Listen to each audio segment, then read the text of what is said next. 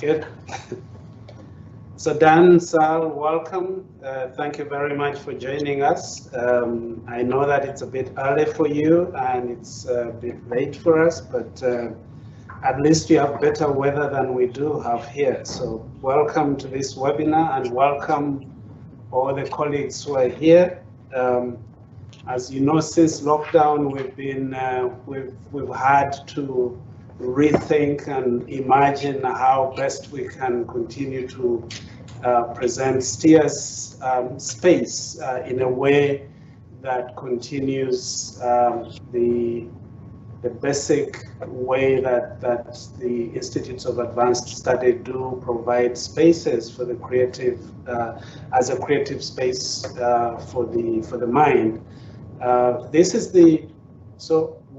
When we had the lockdown, then we went on webinar, but the mode that we've been using has been slightly different, where we only have virtual audiences. So this is the first time that we are now combining the virtual with the physical. So we would like to thank Dan and Sal that I introduce in a moment to be with us in experimenting with combining spaces that in which we look at providing this opportunity for exchange between scholars and artists in residence. So as I said, that today we're experimenting with the first live stream, and I would like to welcome all of us who are here, to welcome our fellows and colleagues that have joined us in this webinar. I know that quite a number of people are joining us, including friends, benefactors, people that support STIAS. So through this mode, I would like to say thank you to everybody that makes STIAS what it is. But before I introduce Dan and Sal, I would like to, as the usual practice at STIAS here before we start the webinars or seminars, is to introduce the new arrivals, the persons that now are joining the fellowship of STIAS. And we have, and to do that, I also, for the benefit of Dan and Sal, and also for the benefit of the individuals that have joined in, is just we're going to turn the camera around so that you get a sense of what it feels like. I just want you to make you envious of the space that we are in with the fireplace here, and also to see the fellows and members of the program committee that are in the audience. For the new fellows that have arrived, we have Deborah Shepard from University of Stellenbosch, and she is an Isolomso fellow, but should be currently a virtual fellow at Radcliffe Institute for Advanced Study. So she is here. We are hosting her on behalf of Radcliffe.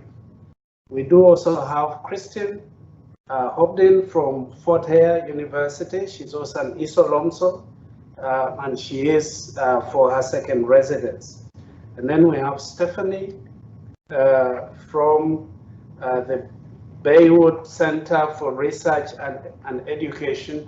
And colleagues, you might be interested that she's one of the specialists in making sure that our dolphins stay safe. And so I've been told that she's been asked also to give some support to what is happening in Mauritius. So we're happy to have her in. And then Amanda Ghost, Louise Detour, and Azile Koza, she's right here. They're on a team project, and they're from Stellenbosch University. So welcome all of you. And now I would like to formally introduce our two speakers, Dan and Sal, who will provide a much needed general view of the conundrum in which humanity finds itself, especially this year and possibly often more in the future, if we do not, as Dan and Sal say, if we do not put evolution at work or to work.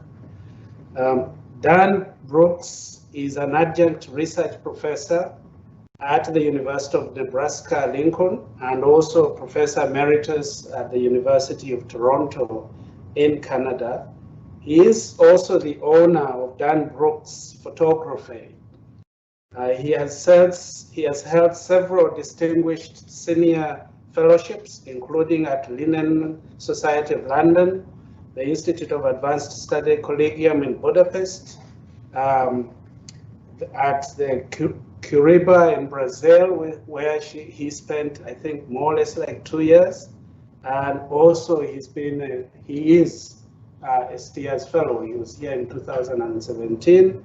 And even then, Dan was already talking about what was going to happen in 2020.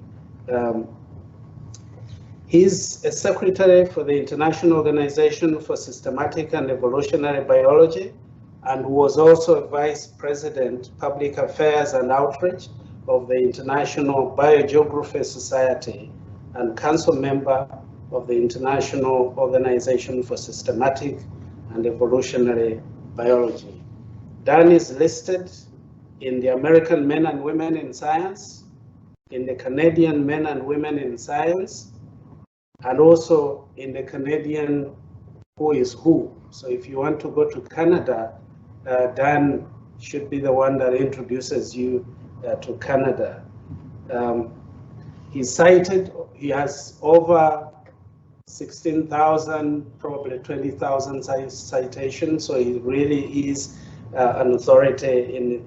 I'm just trying to show a bit of you. I know that there's other things. On the other hand, Salvatore Agosta, who likes to be called Sal, is an associate professor at the Center for Environmental Studies, Virginia Commonwealth University in Richmond.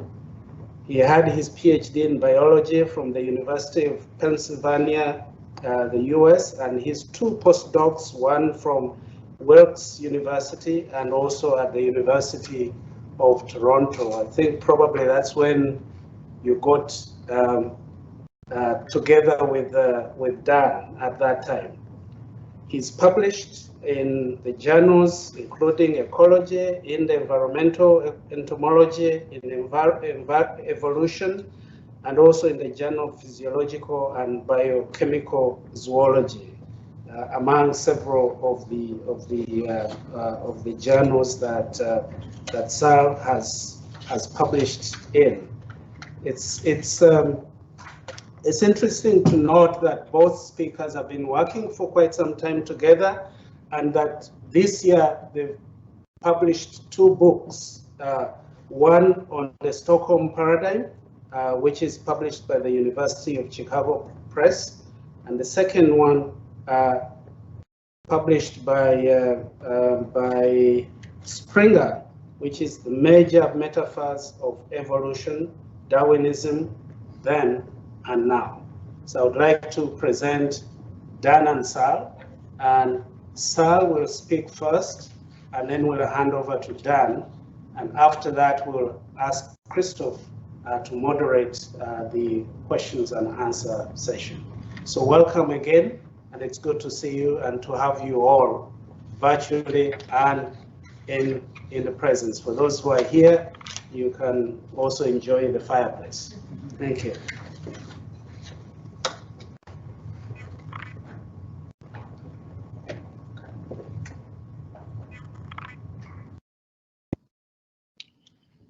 Okay, so I think I'm meant to get started. Let me bring up my talk. Okay, get set up. Okay, so I assume everyone can hear me and everyone can see the talk. First of all, thank you for inviting me to be here. This is really a great opportunity, and I'm excited to talk about this stuff. So I probably don't need to convince anyone here that humanity is facing an existential crisis, and this is from a combination of overpopulation, globalized trade and travel, urbanization, and just general widespread environmental change, and of course, global climate change. The point to make here is that these are all complex phenomena, and they all involve living systems. And really, to put a finer point on it, what we believe is that it's technological humans that are actually facing an existential crisis. Humans themselves will likely survive the next few hundred years with relative ease, but really it's our modernized way of life that might not. And there are two fundamental evolvable variables involved in this problem. One of them is us, and the other one are the ecosystems or the biosphere that we depend on for survival. So this really puts biology and its central theory of evolution at the forefront of any efforts to deal with the problems that we face. So as a general statement, now more than ever, Dan and I believe that we need a cohesive, integrative theory of evolution so we can fundamentally put it to work for humanity. And this is one of the central themes of our recent book, The Major Metaphors of Evolution. Now, most of humanity has fallen into what we call the Enlightenment trap. So very basically, this is the idea that we can essentially engineer our way out of any problem. And really, until now, ever since the Enlightenment, let's say, we've been focused almost entirely on the material goods needed for our immediate survival: air, water, food, and so on. And not only that, but we've been focused on how to have more of them to support more of us and more of our activities. And in doing so, we've paid almost no attention to the issue of survival itself and how to persist in the long term.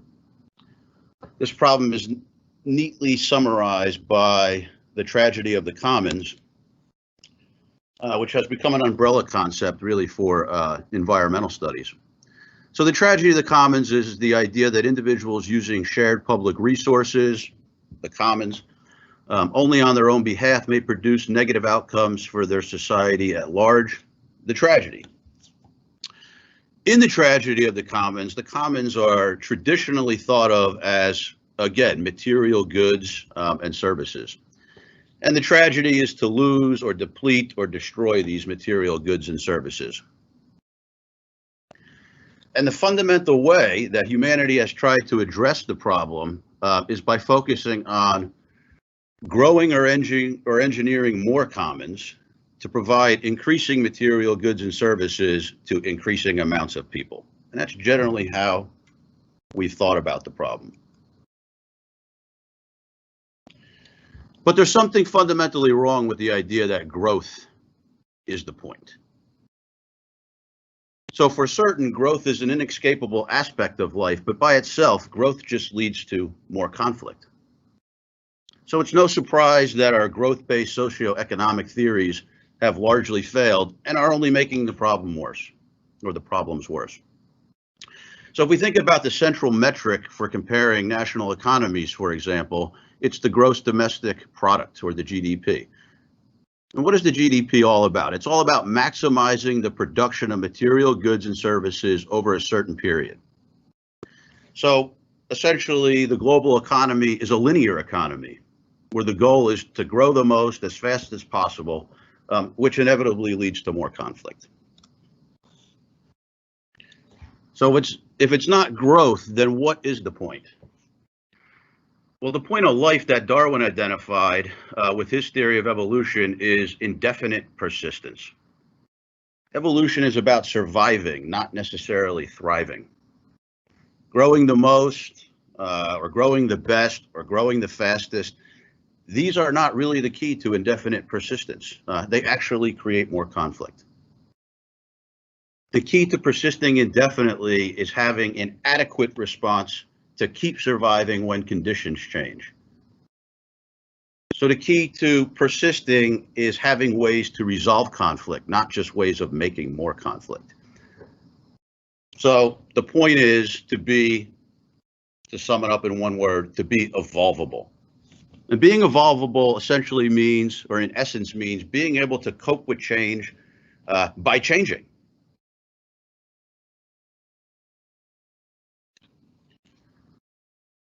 So in our view, anyway, what we need is an evolutionary view of the commons. Evolution is all about survival and persistence in the face of constant change. Evolution is actually not about survival of the fittest, although that's often the pop culture kind of summary of what evolution is, but it's actually not about survival of the fittest. Think about this: if only the best survive, then how could there be a response when the conditions change? Right? The best today could be the worst tomorrow when the conditions change. So there's no responsiveness in a system where it's just about survival of the fittest. Evolution is about survival of the fit, or the fittest collective, or what we sometimes say, survival of the adequate. So it's about mounting an adequate response when the conditions change. So from this perspective, fit is what is required, not being the fittest. So again, it's all about evolvability, or being evolvable. So the key to coping in a changing world is to be evolvable, to have the capacity to cope with an unknown future. And if we think about it, being evolvable means that there is, in some sense, room to just be good enough to survive the next change. And this is what Bob Ulanowitz famously called the window of vitality. And it's this window of vitality that makes life robust enough. Again, all you have to be is robust enough to persist indefinitely in a constantly changing world. So let's think about this window of vitality and where it actually comes from. So very basically, the window of vitality emerges fundamentally from what Darwin called the nature of the organism. So what is the nature of the organism? Well, the first thing to say is that organisms have the capacity to survive by imposing themselves on their surroundings. And where do they get this capacity? This capacity emerges from their inheritance systems. It's the inherited system that provides the material information and therefore the causal capacity for organisms to interact with their surroundings in ways that support survival and reproduction.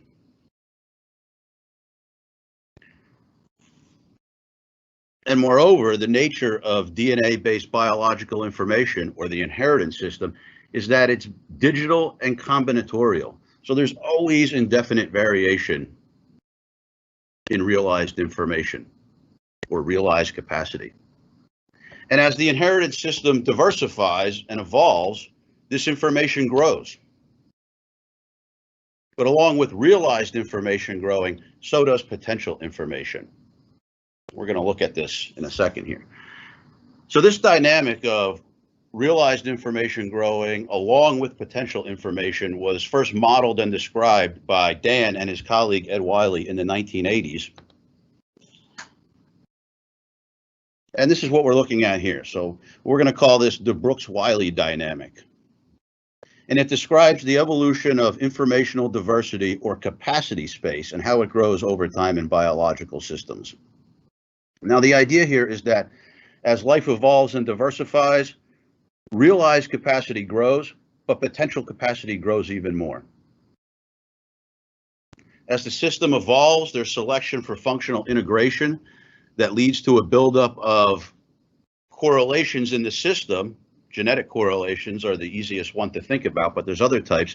And these correlations slow the overall rate of growth of information and capacity. But even with these constraints, the point is that the difference between what's possible and what's realized continues to grow as the system evolves and diversifies. So this is the growing window of vitality that life essentially creates for itself. This is where the evolutionary potential to innovate and respond when conditions change resides. This is the evolutionary commons. And it's an emergent property of organisms and the ecosystems that they form. So what are ecosystems? Ecosystems are complex higher order metabolic systems. They are closed loop networks of interacting species, or more generally what we normally refer to as inheritance systems. And each of these inheritance systems has its own capacities for exploiting and exploring its surroundings. So collectively, this metabolic closure within ecosystems, this gives rise to the evolutionary commons, which again is a storehouse of potential capacity to cope with change.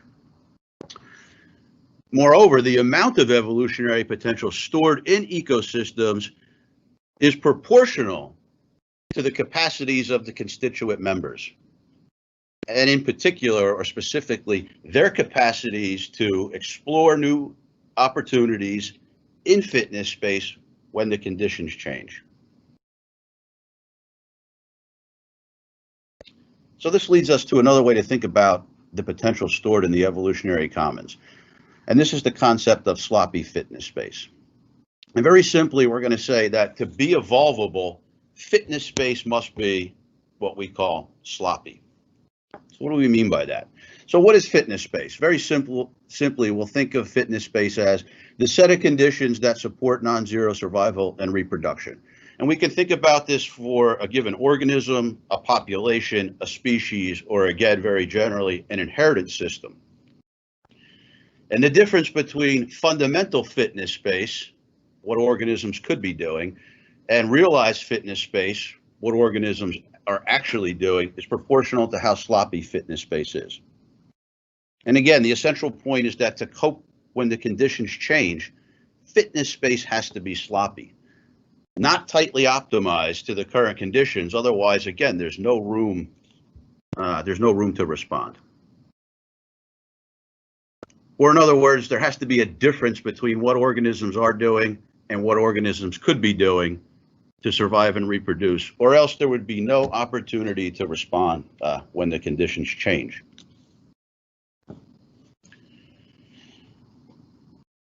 So the fact that fitness space is inherently sloppy means that there's an ever-present realm of possibilities to explore when the conditions change.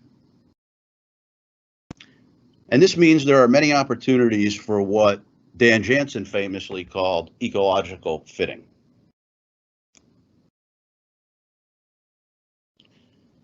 So we're going to make this general statement here. When conditions change, organisms cope by wandering through sloppy fitness space, using what they have inherited to exploit ecological opportunities that fit. And this is ecological fitting. It's the fundamental way that biological systems cope with change. They use what they've inherited where and when they can to get by. That's the fundamental dynamic of life. It's the outcome of what Dan and I have called biological assumption zero.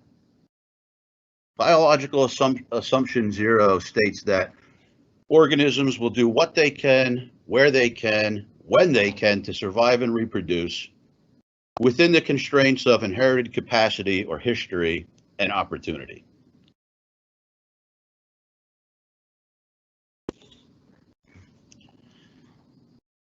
So from this perspective, we get an understanding that, in fact, evolution is not at all about coming up with the right adaptation at the right time. This is the so-called adaptationist paradigm, and it's basically magical thinking. And if you think about it, there's essentially no responsiveness in a system where the mechanism to respond to change is to come up with the right adaptation at the right time. That's not how evolution works. Instead, evolution is about coping with change by having the potential to do something new with the information you've inherited.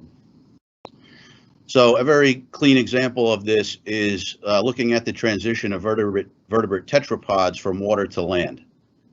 And the point is that all the evidence shows that the requisite traits involved in being terrestrial arose long before the conquest of land happened. We could look at this for a bunch of different traits, but here we're just looking at it for limbs used for walking. And what you see is long before you get to terrestrial tetrapods walking on land with these limbs, we see that they were first modified from limbs that were used for swimming and crawling in shallow waters. And these were themselves modified from fins originally used for swimming. So evolution is about tinkering with old traits more than it is about inventing new traits. Or we could say that it is fundamentally about exploring sloppy fitness space and exploiting ecological opportunities that fit. So this brings us to a very general statement about the nature of evolution and the essence of evolvability.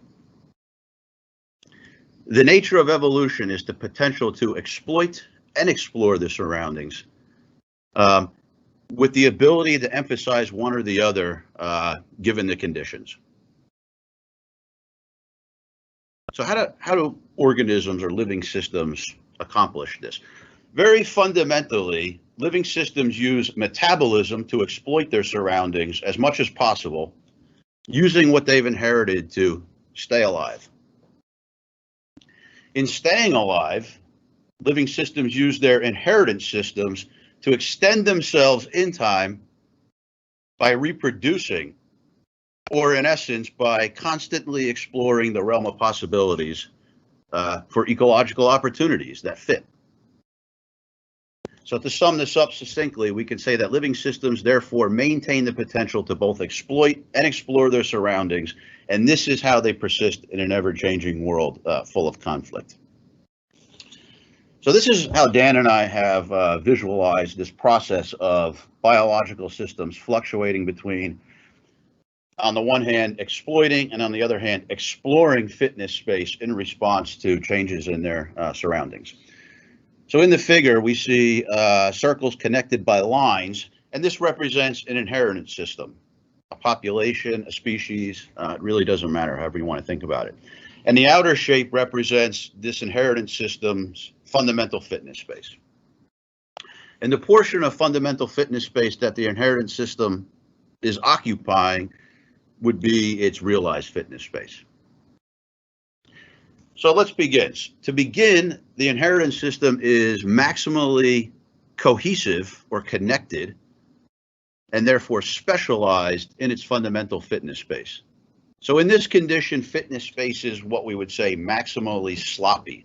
There's a lot of room to respond if the conditions change. Then when we get a conflict within fitness space, or if you'd rather, a change in conditions, a new selection pressure, right? These all mean the same thing, really. When this conflict in fitness space arises, the inheritance system begins to expand by some members exploring new parts of fitness space. So now we're in the exploration phase. Now the system has become less cohesive. It's become more generalized in its fitness space. And as a result, fitness space becomes less sloppy. It's used some of the potential that was stored. As the system continues to explore and expand into new parts of fitness space, it leads to the emergence of new foci of exploitation. In the figure, we can see this produces two distinct subsystems where within system cohesion becomes much higher than between system cohesion. And ultimately, conflict resolution will occur when connectivity in fitness space between these two new inheritance systems is broken. And this is what we see here. The original conflict in fitness space is resolved when the two new inheritance systems emerge from the original system. Speciation takes place, if you will. And now each system has its own separate fundamental fitness space where it's maximally cohesive and specialized. So as a result, fitness space is again maximally sloppy. Each inheritance system has returned back to step one where new conflict arises. So now we can make a very general statement. In response to changing conditions, evolvable life can oscillate between two types of behavior.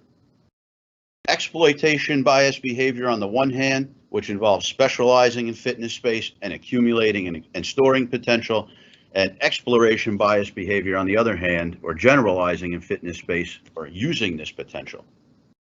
So this is the nature of the evolutionary commons, and the capacity to do this is stored in all living organisms and the ecosystems that they form.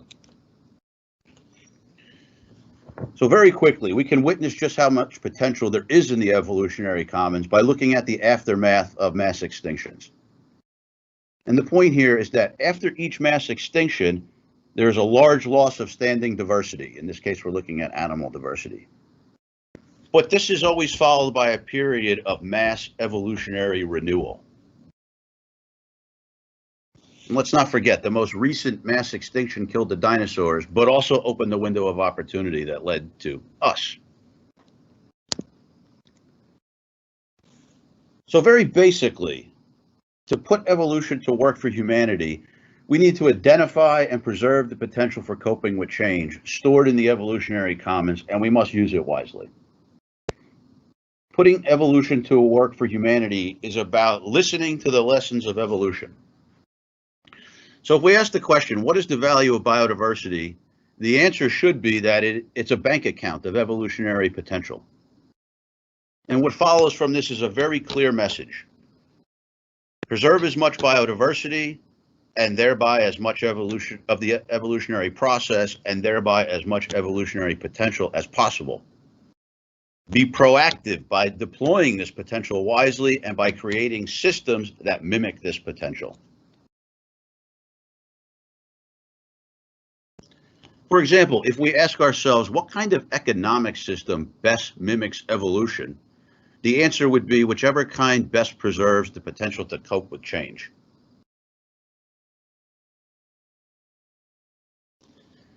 Now, in the current economy, by placing the highest value on short-term gains, it's a system of linear consumption, which I think we can all agree is only making the problems worse. The idea of the circular economy, or of a circular economy, is an alternative that better mimics how living systems work. The circular economy seeks to, quote unquote, close the loops in the economic machine. The idea is to put a lot more value and incentive on recycling, repurposing, and reusing resources for maximum long-term use. Now, what interests us, and the point here is, just like evolution, rather than make and dispose, which is expensive and wasteful, the circular economy is make and reuse, which is cheap and persistent. Again, mimicking evolution itself.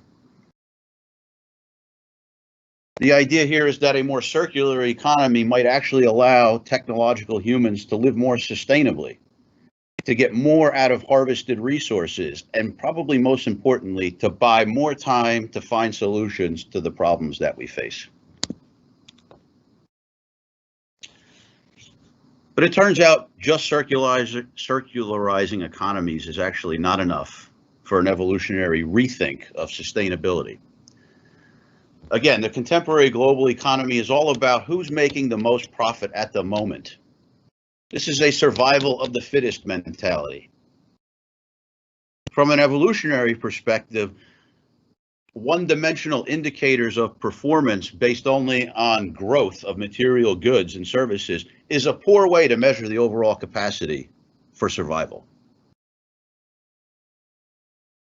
And this is fundamentally because a society's growth and material wealth do not necessarily reflect how well people are living. How well people are living, their material goods, their material living conditions, their non-material quality of life, their outlook for the future. This is all a critical part of gauging how well a society is functioning. And this has become known as the economics of well-being, as opposed to the economics of maximum growth. And the final point to make is that what interests us about the economics of well-being is that it's fundamentally Darwinian. It's more compatible with the Darwinian emphasis on survival and persistence, being evolvable, than with growth-based theories emphasizing maximum fitness. So the evolutionary commons is the potential to cope with change, not the material output of the system at any given time. Now, all the hidden potential out there in the biosphere is both good and bad news for us humans. The good news is there's lots of potential to respond when conditions change. The bad news is that the expression of some of this potential might not always work out in our favor. But the idea is that if we take this view of evolution seriously, we can anticipate some of these potentially negative outcomes, and we can be proactive about dealing with them. And this is where Dan comes in. So I will end my slideshow, and then I will stop sharing my screen.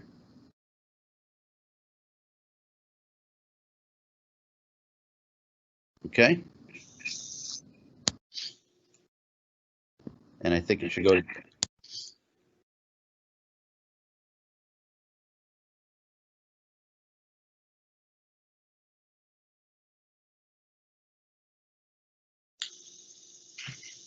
So, am I unmuted?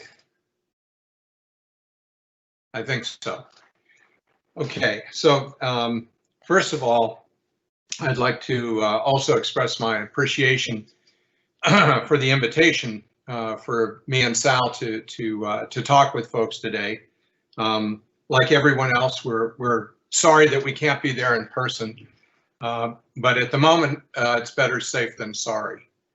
So what I'm going to do now is give a short run through of the ideas that I was developing with Walter Bieger and Eric Hoberg, my co-authors on the book about climate change and emerging diseases, when I was a fellow in 2017 at STIAS. And even at that time, we realized that the crisis of emerging infectious diseases involved some kind of interaction between global climate change and what human beings were doing against a biological background. And I'm just going to very quickly kind of run through some things now. The first is that the idea that most people have about the emerging infectious disease crisis is that it involves a relatively small number of viruses, generally located in countries a long way away from us. But in fact, the emerging disease crisis involves all kinds of pathogens, from viruses to arthropods and everything in between. All the pathogens that affect us and affect all the species upon which we depend for our survival and our development, our well-being. And this includes diseases we've never seen before, as well as diseases that we thought we had contained or eradicated and are now coming back to us. Most people know in some sense that the emerging disease crisis is a problem, but they don't know how great a problem it is. And the reality is that treatment and production losses from emerging diseases before the COVID pandemic were conservatively costing the world more than the GDP of all but 14 countries, more than $1 trillion per year. The current response by health professionals to emerging diseases is embodied in the concept of do no harm. That basically means wait until there's a problem and then respond very heroically to it, throw all your resources at it, try to contain it, have a party when the crisis is past, and then declare that there was no way you could have anticipated it and you did the best you can. The problem with that approach is that it's very dramatic, it's very heroic, and it does not work.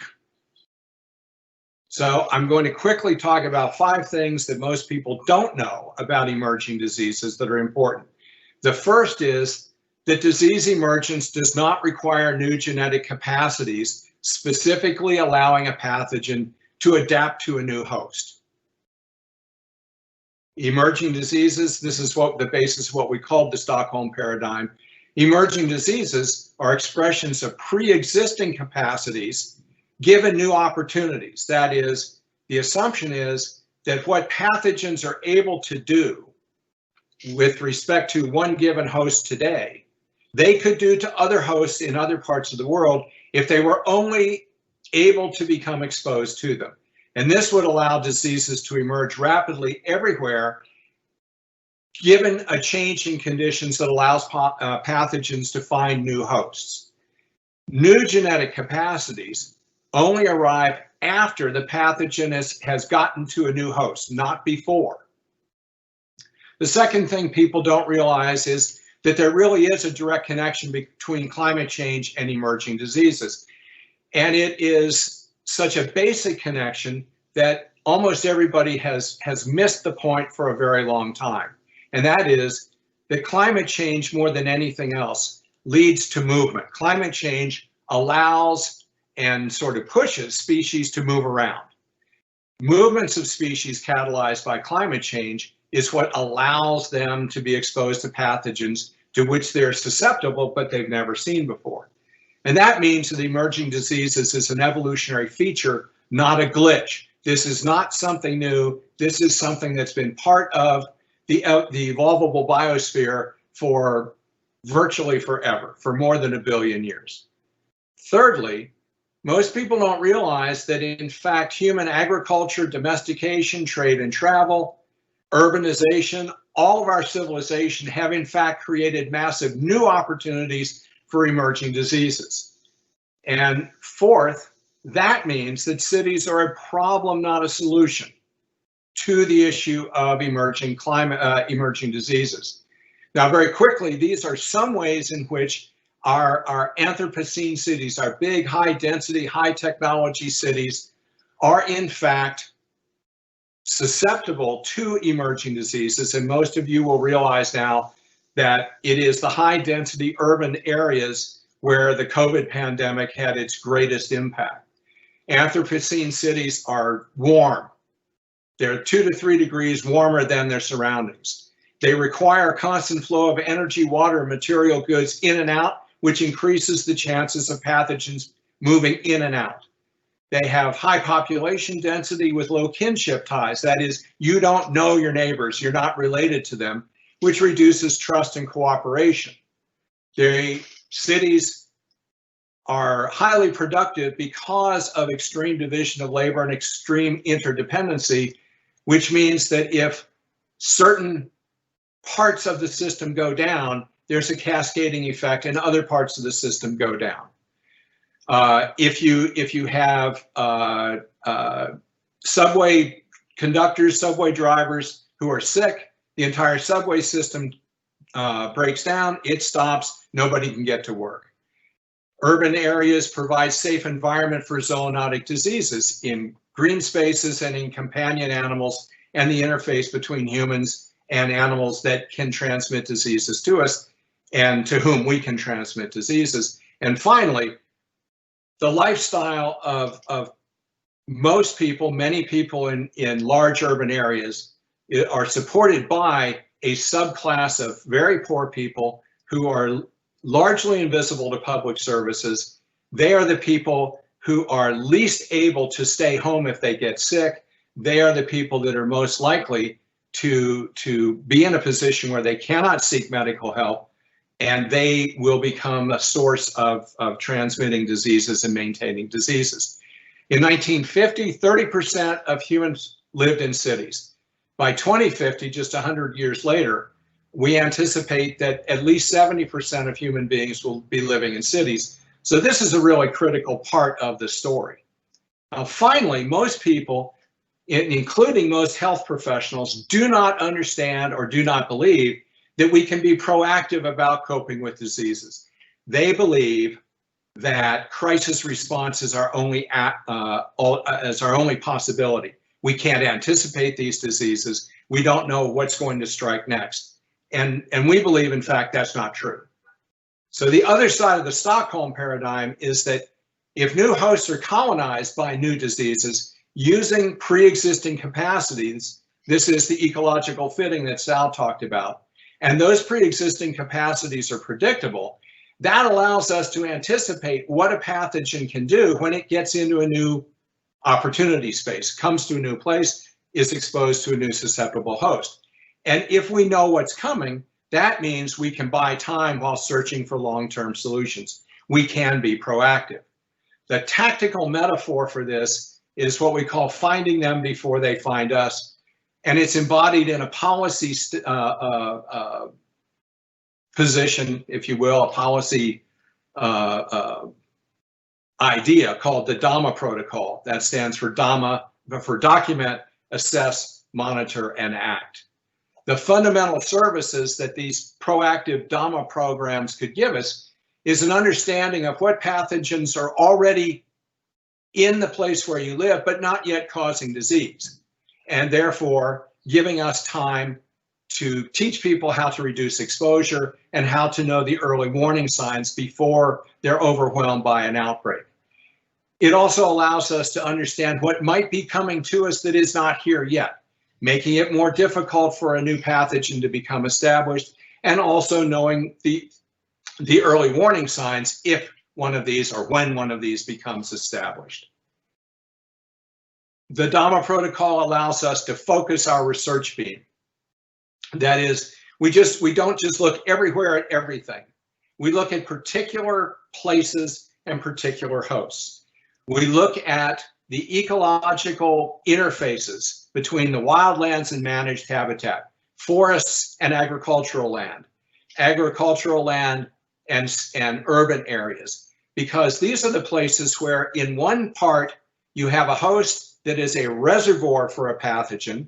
It carries the pathogen, it's not sick, and so we don't notice it and we generally don't look at it. But wherever that reservoir host with the pathogen comes into contact with susceptible hosts that we care about, including us, there is a transmission of the pathogen across that environmental interface from the wildlands and the reservoir host into the hosts we care about.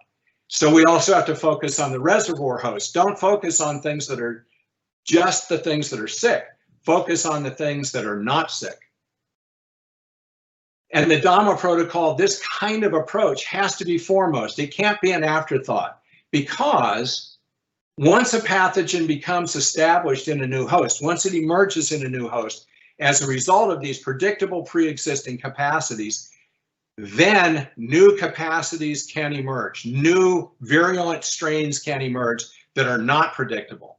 Once that happens, once the enemy is inside the castle, the only option we have is unsustainably expensive crisis response. So this has to be foremost. And the global meltdown caused by what we call the baby pandemic associated with SARS, because the economic meltdown is way disproportionate to the number of people who have actually died, which is an indication of how delicate we are with respect to what's going on around us. That's the cost of not adopting a Dhamma protocol. So there is hope. The danger is great. We are largely unprepared and we are out of time, but we can change that by being proactive and in this case, by directly putting evolutionary principles to work to be proactive about protecting ourselves from the impact of emerging diseases. And that's my little bit. So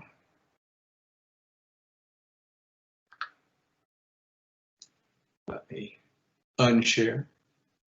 Okay.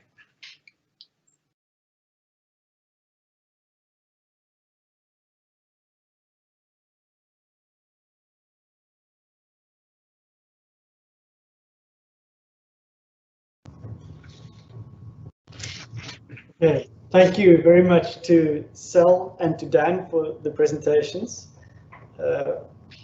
Perhaps just for those who've joined us virtually, I'll introduce myself. My name is Christoph Poe. I'm Program Manager at STIAS. It is my privilege to guide the Q&A session of this webinar. First of all, thank you very much. Again, Dan and Sal, thanks for agreeing to be our guinea pigs for the first webinar in this format. And then also to have worked with us through several trial and error runs, so we're quite satisfied so far that things are going well. Thanks also to my colleagues Nelmarie Look and Noloyiso Tembu, who are in the background making sure everything is running smoothly. So, and then of course also for you, our audience, those who are here in the room in person, but also those who are have joined us virtually. The Q&A will be structured as follows. We'll have one or two questions from the audience in the room here first. What we'll do is to swivel this camera around again, and then I'll ask the person who's asking the question to perhaps come and position themselves somewhere in the middle of the room here. That's not necessarily so that those online can see you, but so that they can hear you. So just in terms of distance from the microphone. So we'll have those two questions, one to each presenter, preferably if possible. And after them, we'll go to the online Q&A. So there has been several questions posted on the online Q&A already. Well, I'll explain how Dan and Sal will respond to those after we've had some questions from the audience here. So for now, by show of hands, I'd like to invite any questions from the audience here.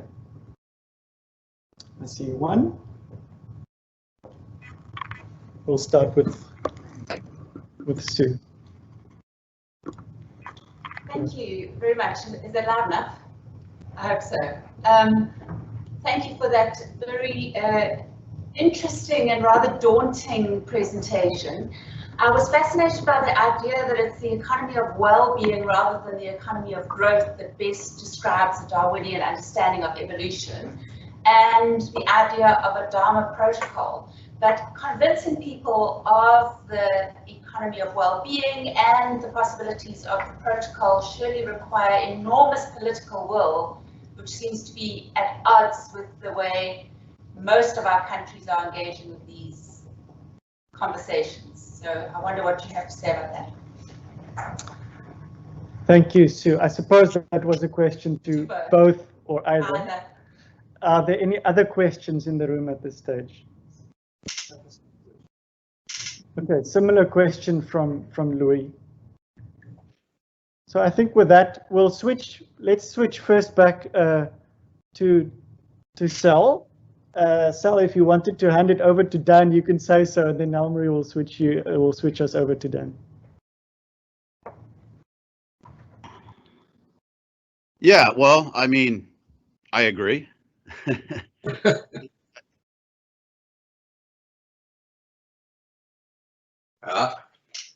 We're locked up.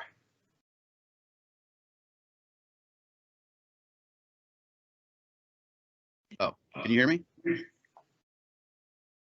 Yeah, can you hear me now? Yeah. Okay, can you hear me now? Okay, so yeah, I was saying that I completely agree that it's much easier to talk about these things in an academic setting than it is to imagine how to, you know, advance these ideas in the great big world. You know, but I think it's part of just the larger struggle to translate science into actual real world policy and decision making. So maybe Dan has more insightful things to say about it, but basically my response is, yeah, I totally agree. It's a very difficult to imagine how to go from what makes sense to us, you know, academically or as scientists, and getting to the stage of, so this is how the world should work. It's not easy to see how you get there, but I'll pass it off to Dan. Maybe he has some ideas. Okay. Well, I agree with Sal, and I agree with the question and the questioner completely. That's one of the reasons that that we try to emphasize that we need to put evolution to work for humanity. Traditionally one of the problems with those of us who grew up in an academic setting initially is that the academic setting is a very poor mechanism for public outreach and public action. So it's a very good environment for creativity. It's not a very good environment for moving from aspiration to operation. And that's one of the reasons that I took early retirement from the University of Toronto, so that I would have more time to try to engage in these sorts of activities, and I would be able to talk to a different audience. But in a sense, we're very late getting to the party. We're very late understanding that everybody needs to be as persistent as possible, pushing against the political center, or the political center of gravity, you might call it, which is business as usual. Don't rock the boat. I have an election in 4 years. I'm not going to do anything. And these sorts of things, these are all realities that we have to push against. So in the Dhamma protocol, as one small slice of the pie, all of the planning that we've been doing with different groups in different countries have involved a heavy emphasis on grassroots local initiatives. A lot of what we call sweat equity, that is, people actually getting boots on the ground and doing things, and trying to sort of move from the bottom up. At the same time, we're trying to push from the top down. The world is not in a receptive place for that right now. But the terrible truth about global climate change is that it doesn't matter what today's politicians think. That climate change is with us. We cannot stop it. We cannot reverse it. We probably can't even slow it down. So the only thing we can do is try to anticipate where it's going, and try to adjust as much as we can to what's coming at us. I know that's not very heartwarming, but it's kind of the reality of the world today.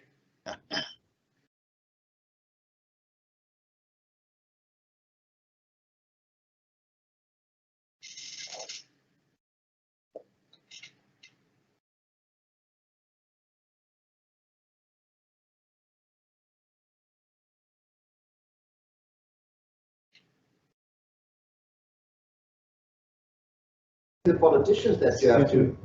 We'll have to start again. So we muted on. I missed it. Okay. Can you hear me now? Yes. Sorry, I just wanted to thank you for a very insightful lecture. But in response to the previous question, I think the problem is exacerbated. It's not only the politicians that you need to convince, you have to convince a large part of the scientific community to also have a new view of evolution, because most of them still buy into the adaptationist sort of a response after the crisis. Mm-hmm. So we really have to, and I think you are completely right in your view of evolution. But there is some, and that is within the academic community where you also need to do some work.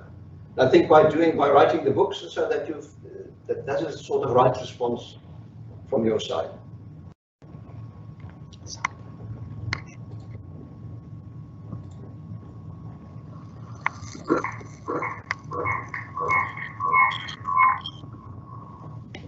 Sal, you can go ahead.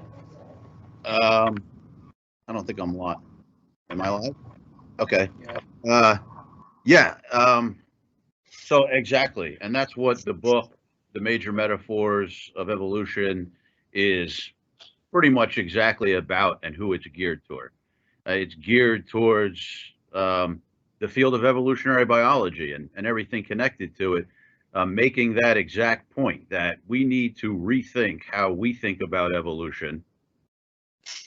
To sum up, to go back to what Darwin said originally, instead of what neo-Darwinism became, which is essentially the adaptationist paradigm, in order to then, as an actual scientific community, be able to tell the rest of the world what it all means and how to use it wisely. So, yes, exactly.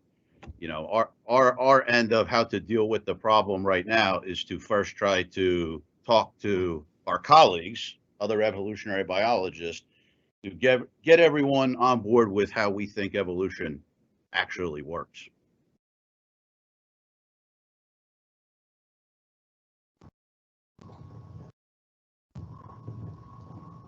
So anything from Dan to add to that, perhaps?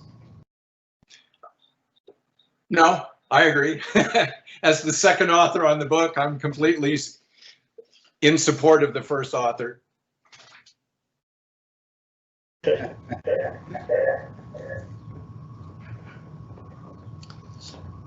Thank you very much. I think at this stage, let's go online to some of the questions on the Q&A panel. I've been very pleased to see questions from some old friends, Desta Mebratu, John Kinnaman, Louise de Toy, Vidya Nanjundia, Bill Kunin, John Kinnaman again, and then Nina Jablonski, among others. What we've decided at this stage is that we'll simply hand over to our presenters. First to Sal, who will choose among those questions any two that he wishes to respond to. From Sal, we switch to Dan to respond to any two other questions, and then we'll come back to the room here for a further round. So first to Sal. Sorry, just to mention when. So for the sake of the audience in the room here who cannot see the questions, please repeat the question before you respond.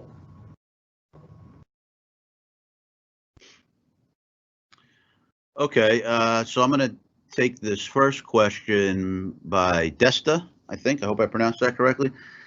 And they ask, is it really possible to engineer the commons, or is it rather a question of how humanity engineers the use of the commons?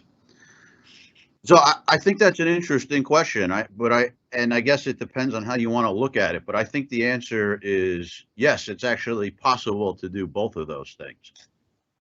So my example for how you might actually engineer the commons would be something like genetically engineering drought-resistant wheat, right, or cold-adapted wheat, or something like that. You are defining the commons as, let's say, wheat, and you can actually modify those commons maybe to grow it more. But then it might be possible to argue that in reality, that's just engineering how we use the commons. So I'm not sure that there is a completely clean answer to this, but in my mind, at least, you can think about how to engineer the actual material goods or services to get, let's say, more of them, but we can also think about how to engineer how we actually use those, and those are not necessarily the same thing, is what I would say about that. Okay, so should I pick another one, or? Please, yes. Okay.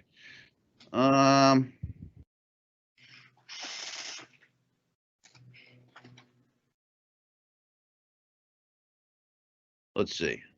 There's another one by Anonymous. Have you thought how big profit makers can assimilate evolutionary concepts for our survival? I mean, yes, we've thought about it. This is kind of the idea of circularizing economies. Very basically, it's the idea of recycling, reusing, repurposing, and also having, instead of focusing on short-term growth as the fundamental measure of performance, thinking more about the overall functionality of the system, which again, in our evolutionary mind, involves how do we persist in the long term, not necessarily how do we get the most out of the short term. So that would be, again, the simple answer. Now, the second kind of part of this question is, is there a way to more deliberately talk to big business, to profit makers, and try to get them to understand how to do this? Again, I think it goes back to the original question of it's not so easy to see how, I myself can go to Amazon and try to explain to them how to incorporate an evolutionary framework. It's almost a complete rethink from, first of all, within evolutionary biology, so the message that's going out is clear, and then a complete rethink by humanity at large about what the most important thing is to, what the most important good and service actually is, which again is, in our minds, is potential to do something new and to respond to change. So again, not so easy to know how you would actually tell a profit maker what to do. But again, the message seems clear for anyone that wants to pay attention to it. Okay, I'll let Dan pick out two.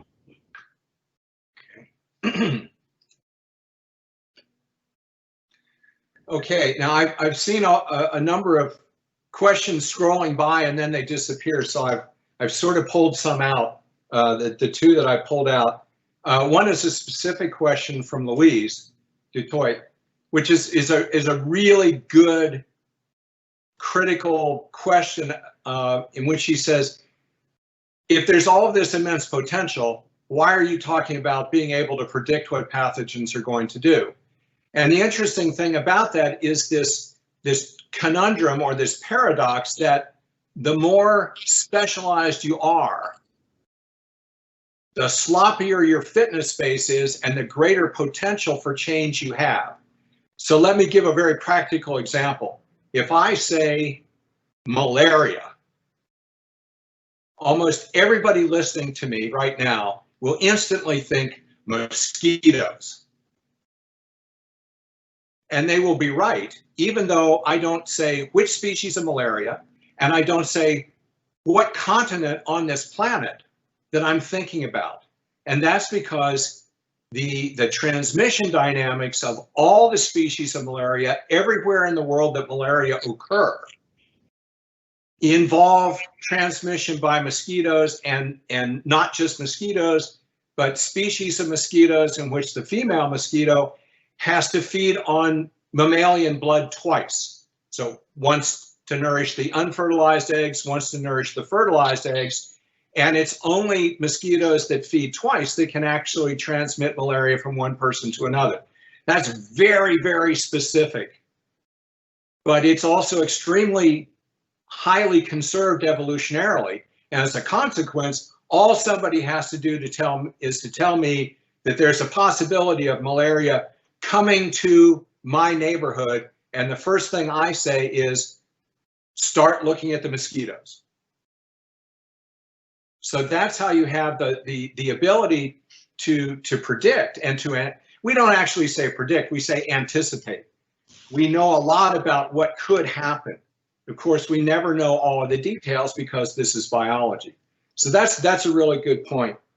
And the other question I want to respond to is it's a number of questions that all sort of are part of the same general picture, which is, what makes you think that humanity is ready for this message? What makes you think that the scientific community is ready for this? What makes you think the politicians are going to be ready for this? And the metaphor that I always use in responding to that question, especially in North America, is to refer to a scene from an old film called Back to the Future. And in that film, Michael J. Fox, who is the major actor, who is the major character in that, comes back to the 1950s, to the time of his parents. And in one scene, he is performing in a rock and roll band at a high school dance in the 1950s. And of course, he starts playing 1990s rock and roll music, and everybody stops and they're just horrified. And at one point he stops and he looks out at the audience and he says, well, I guess you're not ready for it. And he pauses and then he says, but your kids are going to love it. And in fact, that's what we're aiming for. Is our book is aimed at younger academics, because our book is aimed at providing a space where people can come together, share experiences, and talk about cooperation. This is not a typical academic book where we're trying to pick a fight. And it is the next generation that we're talking about. And in my case, it's two generations. It's my grandchildren who are going to have to cope with the worst of this. And that's where we have to focus. So, you know, we can, in a sense, we can only hope that the young people who are going to have to deal with this will understand what's happening to them, and they will be anxious. They will understand that business as usual is not working, and they will be interested in exploring novel possibilities.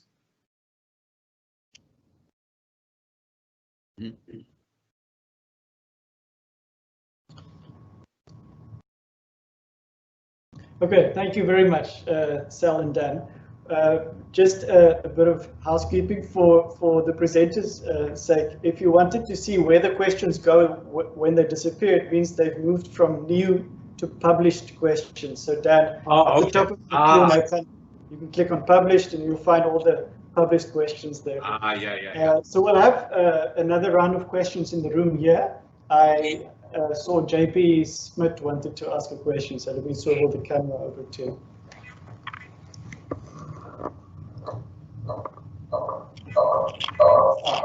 I hope everyone, is this good enough? Can you hear me? I had a question. I'm not sure I understood your talk on that part correctly, but I was interested if you set up a contrast between sort of as I understood it, you set up a contrast between a proactive way of dealing with pathogens and problems and so on, this sort of purely reactive or crisis response way. And I think if that is the case, it's a bit of a caricature of current practice. I mean, as I understand it, most governments in the world do have centers for disease control of some form of sort.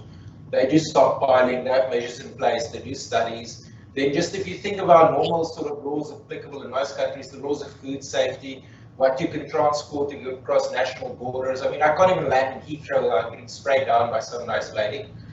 So I just want to ask, to what degree is this accurate to view the world as being in a crisis response model, rather than a model that's proactive, but maybe not proactive enough?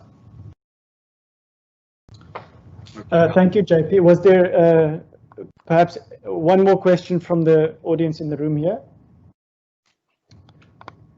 If not, then we can switch to Dan. Yes.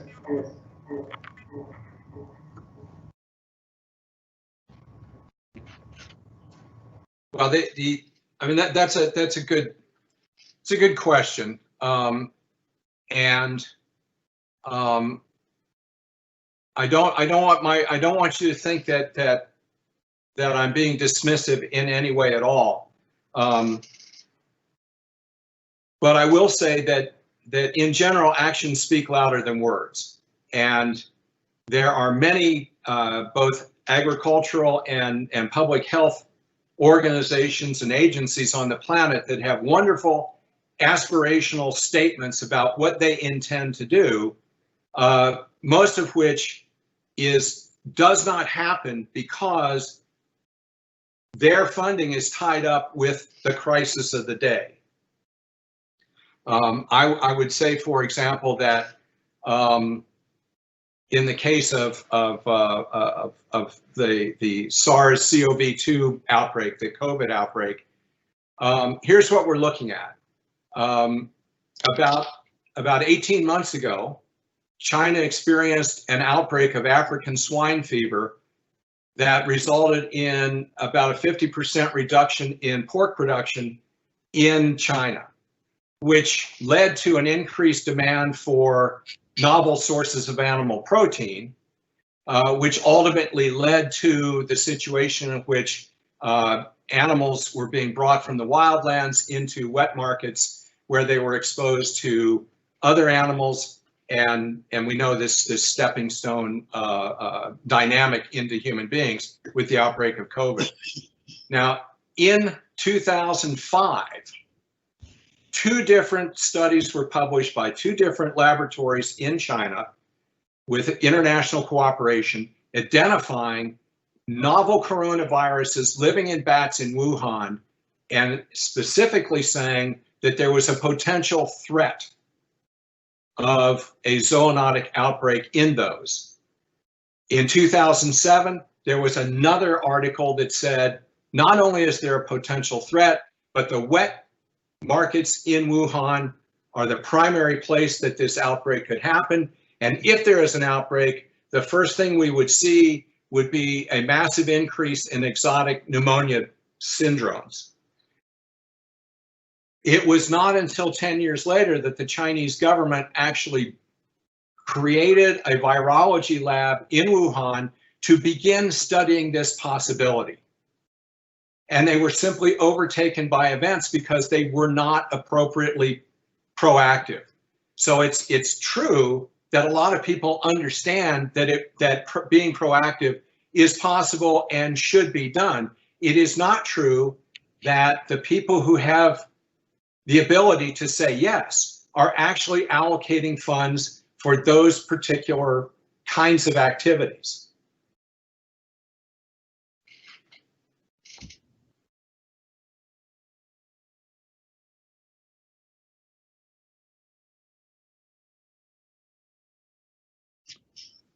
Oh, yeah, it's me.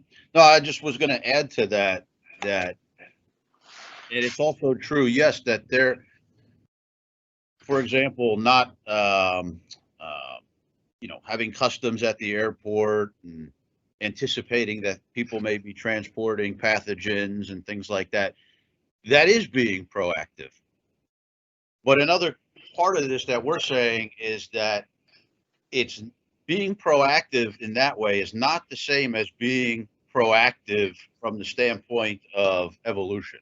Being proactive from the standpoint of evolutionary theory means, again, anticipating that, for example, these are the kinds of places and these are the kinds of hosts that this pathogen that we already know about that's doing something over here might be able to do. And that's the proaction, that, you know, saying, again, here's a pathogen, here's its host. What else might it be able to do? And in fact, while it's not predictable, there is a way to anticipate it, because in general, pathogens infect hosts or new hosts that are closely related to their old hosts and or are found in similar habitats to their old hosts. So that's also part of the proaction, is looking at everything from the evolutionary standpoint of there's a lot of potential out there for pathogens to do something new. That potential is not completely random. It's related to phylogeny and ecology. And in that way, we can be more proactive in our thinking. And that's what I don't think governments generally are doing.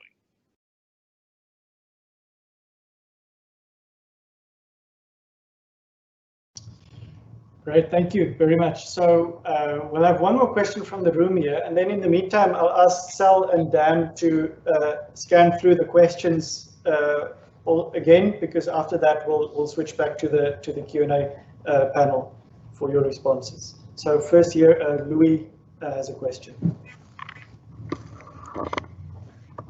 Thanks, Christoph, and thanks to the speakers. Just a remark before I ask my questions. My question, maybe you should also get your book in an audio format for those presidents who can't read. But my question is, this is a deeply, deeply interdisciplinary aspect or approach that is needed. You two are biologists. What is involved in your project also to get people from, for example, city planning or social behavior or whatever onto this necessary bandwagon to handle the problem? Because it seems to me that there should be also some institutional space for interdisciplinary interaction on this. Do you think that some of the global institutions such as the UN or the WHO or whatever could provide some platforms also for this kind of interdisciplinary interaction that is needed? Would you like to address it to someone particular? Dan wants to answer it. So. Let's go to Dan.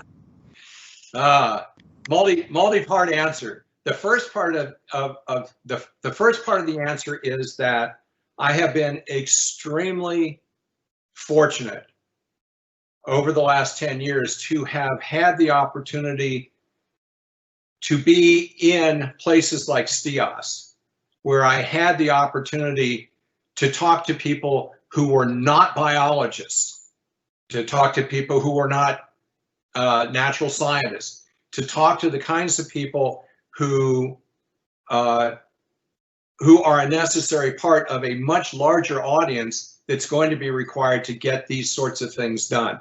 So I agree with you completely that the more of those platforms we have, the better.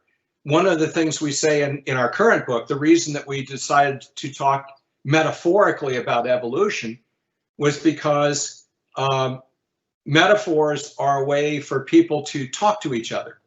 They're not a way for people to fight with each other. And what we wanted was to establish a framework where people could sit down, in this case, different evolutionary biologists, talk to each other, and then talk about, okay, so what do we do with this? And hopefully that helps them begin to talk to a wider range of not only specialists, but also people in the general public. So that's, you know, in a sense, that's one of my great wishes, is that we can have more and more of these kinds of fora. And I always tell people, 2 weeks ago, I did a Zoom presentation for 6 people in a conservation group in the state of Nebraska. And before that, I gave a talk, a Zoom talk to the National University in Mexico City with several hundred people. And in my personal case, I have just made the commitment that I will talk to anybody who wants to talk about this, and I will do my best to learn from everybody I can, and try to incorporate those ideas into what I'm doing.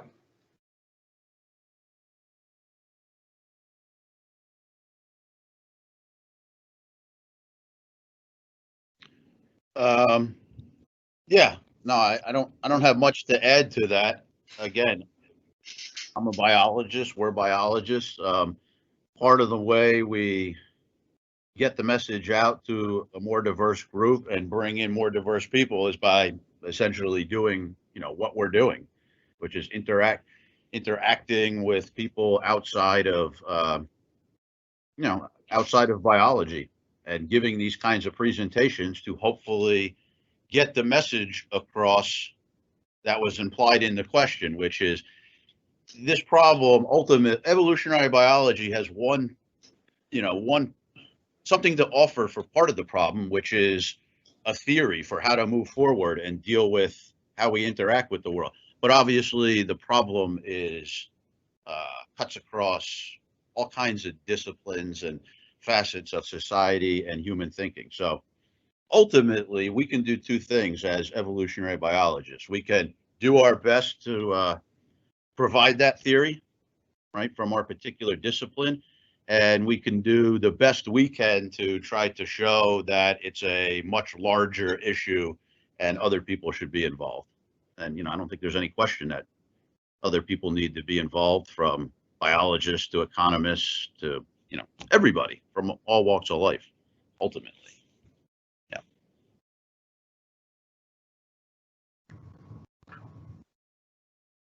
Excellent, thank you. So at this point, let me simply hand over to Sal and Dan to take a look at the questions. There are several. And we'll switch from the one to the other until you feel you've depleted the questions that you'd like to respond to, or until we run out of time. So just by show of hands, you can tell us who's ready to go first. Sal, thank you. Yeah, let me do a couple here, and then I'll pass it to Dan. So, and Dan actually touched on this earlier, but there's a question regarding scientists themselves, basically saying that what we're asking for, or what we're saying, is we need a paradigm shift. And this person asks, basically, what makes us think that scientists are ready for a paradigm shift? And my quick answer to that is, nothing in particular makes me think that scientists are ready for the paradigm shift.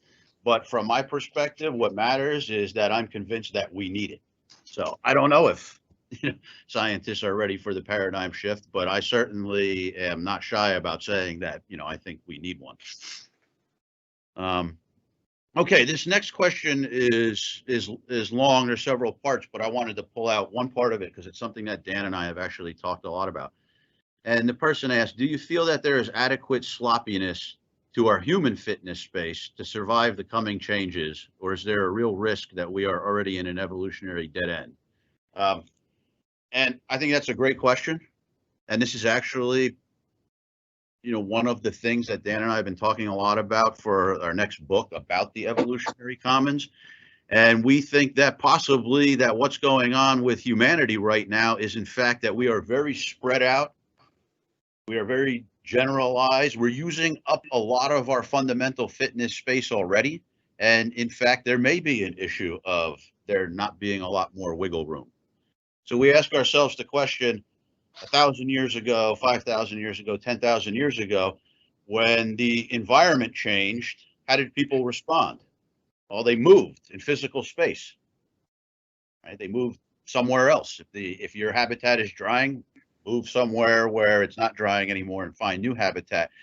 And so in thinking about it from that physical space perspective, we can ask ourselves, okay, well, what can humans do in today's world if their environment changes?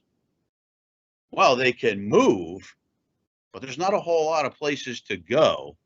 Certainly not a whole lot of new places to go where people haven't been before. And so there's a lot of potential conflict already in the system with people moving around. So if we go back to this idea of, your realized fitness essentially being what you're already doing and your fundamental fitness being what you could be doing, it may be the case that in the current modern world at this population level and the way we are living in this sort of linear economy, growth-based economy, that in fact, there isn't a lot of sloppy fitness space left. So one of the questions we'd like to explore is how do we actually make more sloppy fitness space for humanity? I thought that was a great question, and it's possible that that's correct. I'll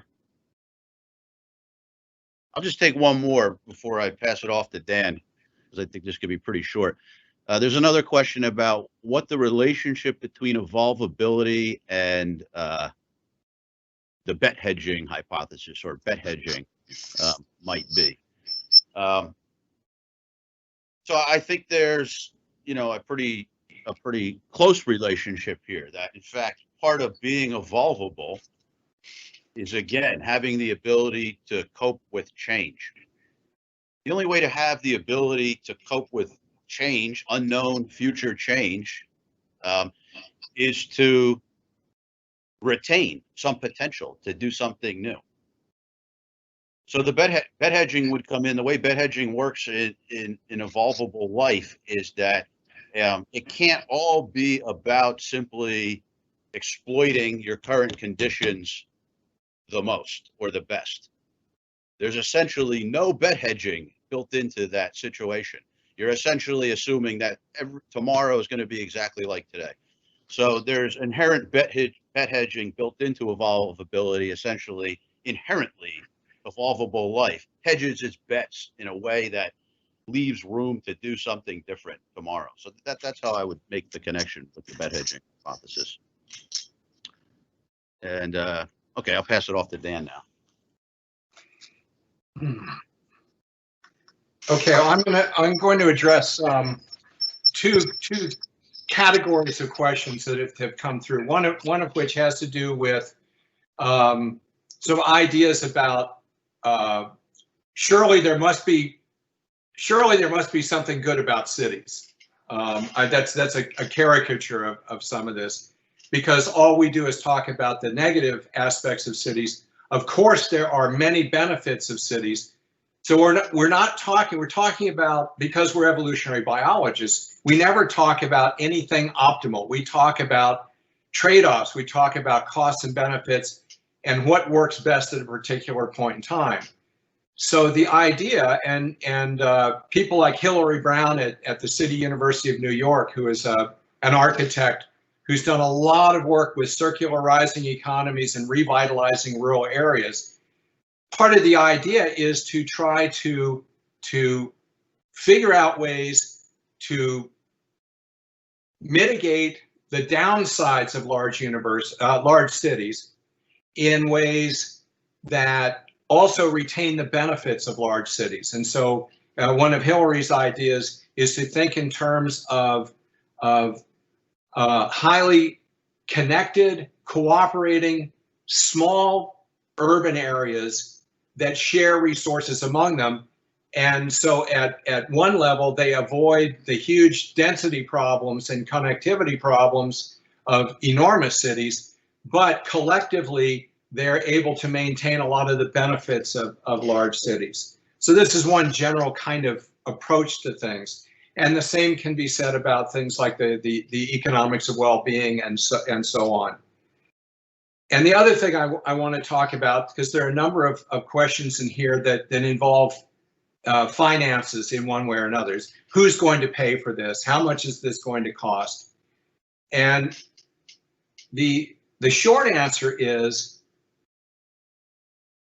what is the value of keeping your children and your grandchildren alive? I mean, the short answer is that if humanity wants to do anything proactive or even active, even effectively reactive to what's happening with climate change now, it is going to cost more money. There is no way that we can both minimize the costs of protecting our children and protect them in a world in which conditions are changing and changing rapidly. And as one person pointed out quite accurately, a situation in which many political leaders seem to be not only disinterested in what's going on, but possibly intellectually incapable of coping with what's going on. This is really serious, but we have to understand at a fundamental level that everything we do from now on with respect to emerging diseases or any other aspect of climate change, everything we do from now on is triage. And it's going to cost more money unless we simply want to see what happens and let it sort itself out, which might end up with human beings still being part of the biosphere 300 years from now. Maybe our species will not be part of the biosphere. If our species is part of the biosphere, maybe we'll be back to using bows and arrows. But if we really want to maintain the benefits of what quote unquote civilization has produced and expand those benefits to more and more of humanity, we're going to have to spend material capital to do it. So we can think of ways of trying to economize, but it's within the context of no matter how efficient we are at using resources to accomplish these goals, we're going to have to spend more for them. And at some point, we're going to have to decide just how much our children and our grandchildren are worth to us.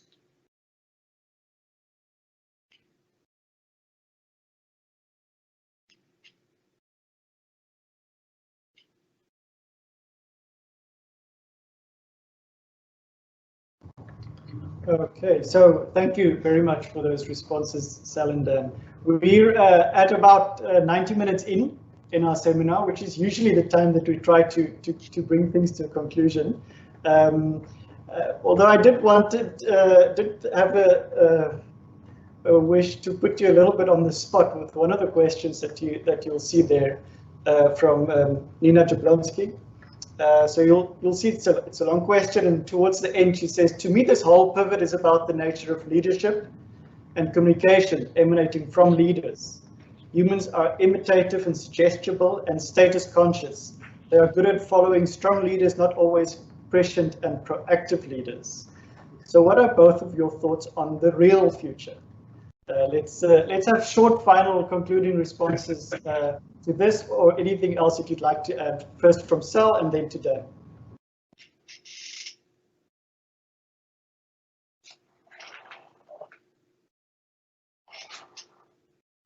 Sal, you're still talking. Unmute. Okay. It's a great point. I like the point that humans are good at following strong leaders, but these aren't necessarily leaders that are prescient or proactive. And in sometimes we look at essentially, we look at the status quo or maintaining the status quo as a sign of strength. And in some way, we look at saying, you know, hey, we need to do something different as almost a sign of weakness. So there is this kind of very interesting dynamic. So what are my thoughts on the real future? You know, unfortunately, I think the way that the world works is that, and the way our brains work is we basically need to learn everything the hard way. Things need to actually happen, and they need to be painful for changes to start being made. So what I think the real future is that I think we're starting to feel the pain in lots of different ways with climate change and emerging infectious disease. And my hope for the future is that over the next 50 to 100 years, that it's painful enough to actually cause the change to come from within. Because if it's just a bunch of scientists saying that the sky is falling, but people aren't actually, you know, witnessing the sky actually falling, then it will probably just remain the way it is. But unfortunately, I hate to say, I think the future is full of conflict, but hopefully on the end of that, what comes out of that conflict is we're still intact as a civilization, and we have made this paradigm shift. Not just in evolutionary biology, because if that's all that happens, then we've lost. But we've made the paradigm shift as a human mentality about what is really important in the world. Not about having the most stuff at any one given time, or getting there the fastest, but in preserving evolvability, sustainability. Dan, maybe you have a more optimistic view.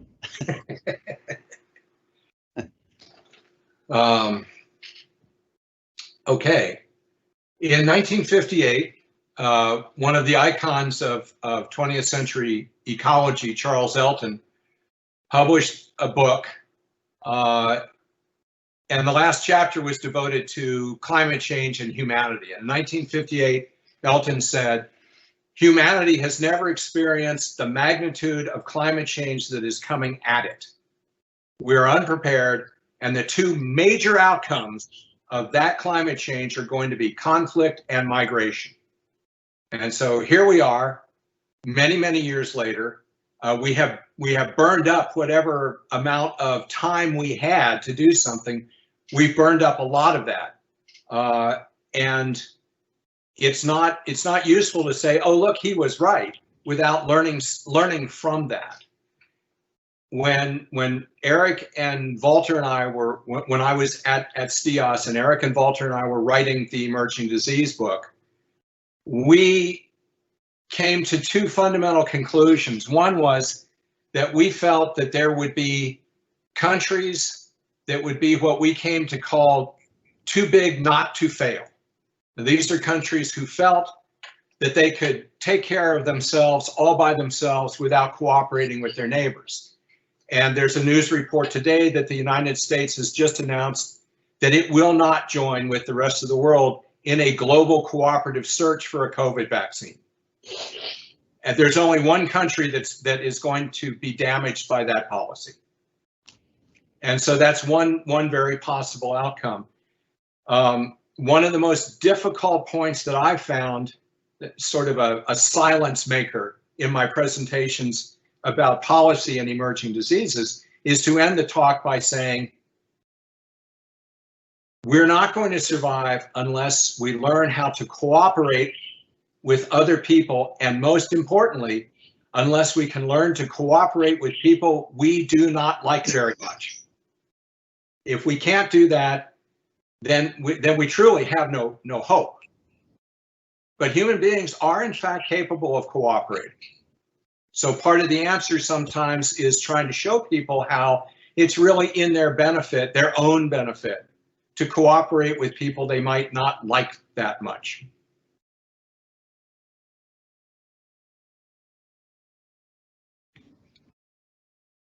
I know we've sort of dodged around it about making a real. Thank you very much. Did one of you want to add one more thing? No? Okay. For the sake of those on the live Q&A, perhaps I should just explain that when you see a response from Christoph Poe, moderator, That's actually Dan responding. So in order to circumvent Microsoft licensing restrictions, Okay. Dan is using me as an alter ego. And there was a suggestion to continue the discussion. Dan and Sal, you're welcome to stay on the Q&A for a bit longer if there were any other questions you wanted to respond to directly. But for our purposes here, I think this is a good point to end and to conclude the webinar. I wish we could have Dan and Sal and the rest of our online audience here, because those of you who have been here will know that after a seminar there's a traditional gathering with some cheese and something in your glass.